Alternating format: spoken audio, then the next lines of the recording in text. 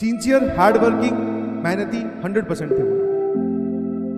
But जब result आया, अब हमारा कुछ नहीं हो सकता है, आंखों में आंसू अपने आप आने लगते हैं, माता पिता की फोटो दिखाई देने लगती है, अपनी मेहनत बोलते हैं ना पूरी वेस्टेज जानी स्टार्ट होती है। फर्स्ट अटेम्प्ट की कहानी है।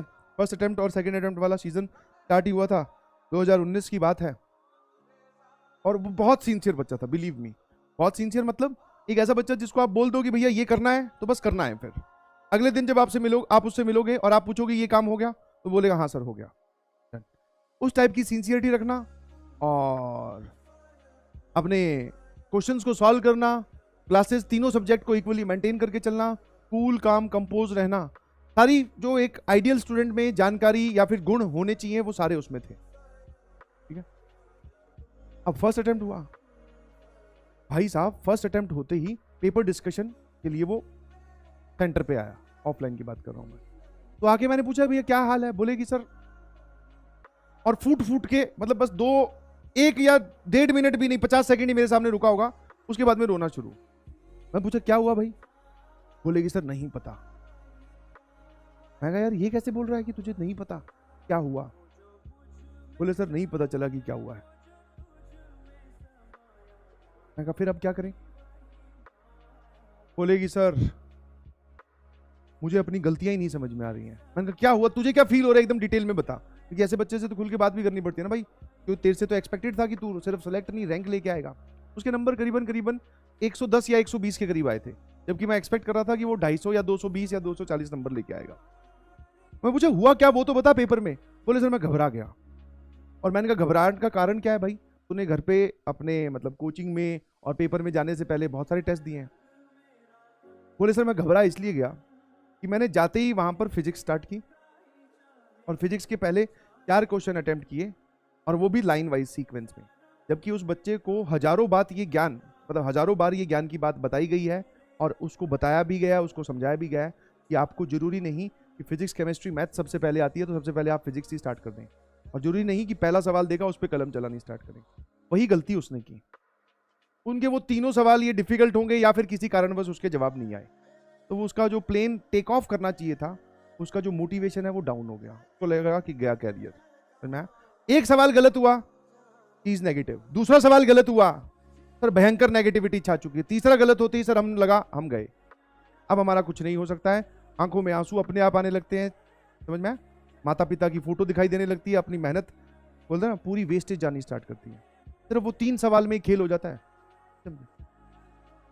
फिर उसने थोड़ा बहुत बीच में अपने आप को संभाला, फिर केमिस्ट्री में गया, फिजिक्स में गया, मैथ्स में गया, अलग अलग क्वेश्चन सॉल्व किए, कुछ उसने सॉल्व किया, बट जो उसका टेक ऑफ था, जो बहुत शानदार तरीके से होना चाहिए था, वो नहीं हुआ, और उसका एज ए इम्पैक्ट कि उसका पूरा पेपर ही बिगड़ गया।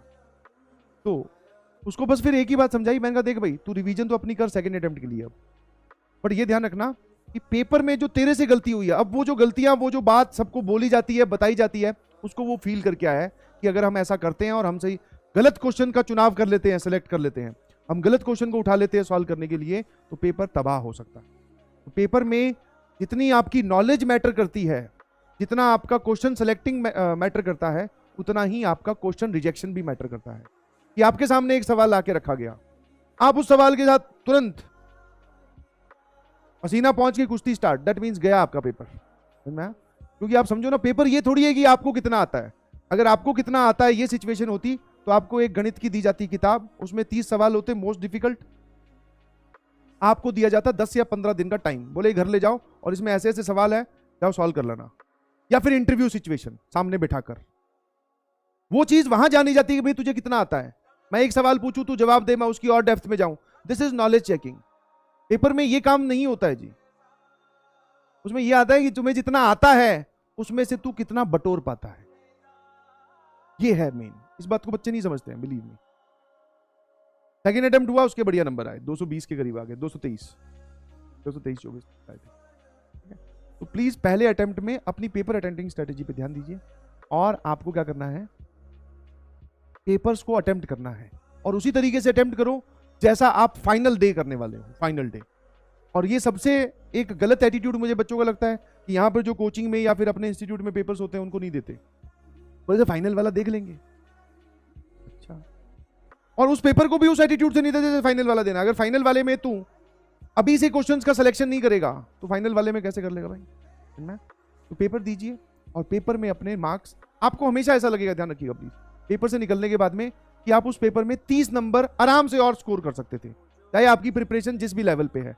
आपके अभी अगर नंबर X आए हैं, ठीक है, this is in examination hall, ये एग्जाम हॉल में अगर आपके नंबर हैं तो आउट ऑफ एग्जाम हॉल से बाहर निकलते ही आपके नंबर X+30 हो जाते हैं।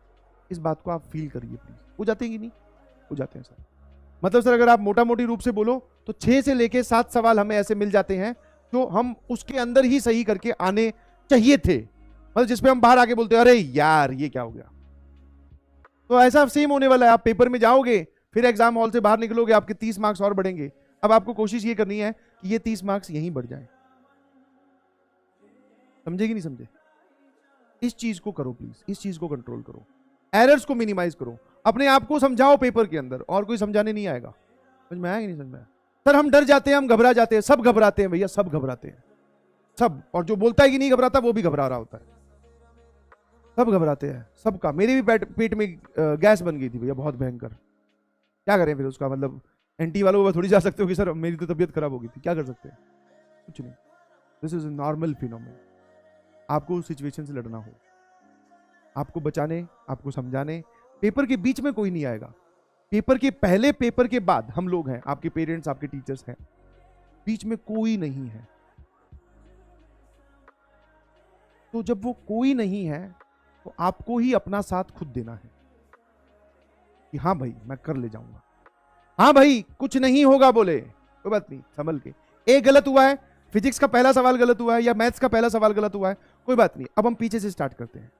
पक्का सर ने हमें इतनी बार बोला है यार, पूरे साल में सर ने हमें 50 हजारों बार बोला है कि चलो मान लिया पूरे के पूरे क्वेश्चन डिफिकल्ट है, 3 या 2 सवाल तो ऐसे होंगे जो बहुत आसान है, वो ढूंढो, वो करो।